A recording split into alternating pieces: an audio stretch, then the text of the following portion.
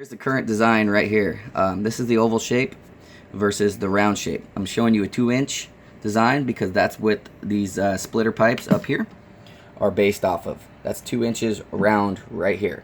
And then it's going to go into an oval shape up through here. This whole chamber is oval, which you're seeing in pink down there on the diagram. And it goes back to round, which these bearing packs are round. And it's going to come back around into oval again out here. So going back to this right here, you can see this is covering the same amount of water. You're taking this 2 inches up here that you're losing through the oval and you're putting it out here. So in theory, it's supposed to be the exact same amount of water volume all around, but you're just changing the transition to oval. Now you're going to look at this hose.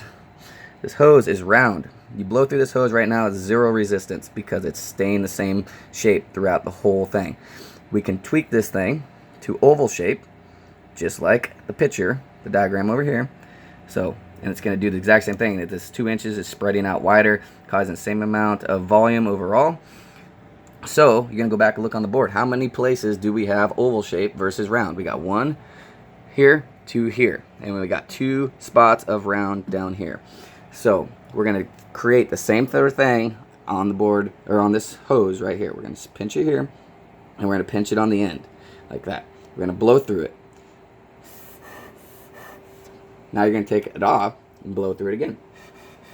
And go back and forth until you can feel the pressure difference when you just crimp it off just enough to make it oval shape. Not too much that you're kinking it, but enough that you're creating this design right here. This is the design you want to create. And you can see by just doing this quick little theory right here, you can see that it's a lot harder to blow through an oval shape object versus not. And you're doing this in 2 spots, not just one, because this is happening here and this is happening here. So this is just one chamber, guys. So you got to remember, this is happening double time because it's going through here and out this side. So this is happening 4 times throughout the transition of the board. So you can imagine if each one of these you're dropping 10% in power. So you got 20% per chamber right here that you guys are losing water pressure. 10% here, going back to round, which is no pressure difference, and then you're going back to oval again, which is another 10%. And this is just in theory, but you can feel that feels like every time you pinch this and blow through it, you're losing 10% power. So if you can just take that little bit of theory there, add 10%, 10%, now you're at 20% per chamber. And I know, Ronnie, by you flying this board, you tell me that it doesn't feel about 20 to 40% pressure loss compared to a flyboard by flying it. So take that in theory, and then we're going to move forward to the next idea.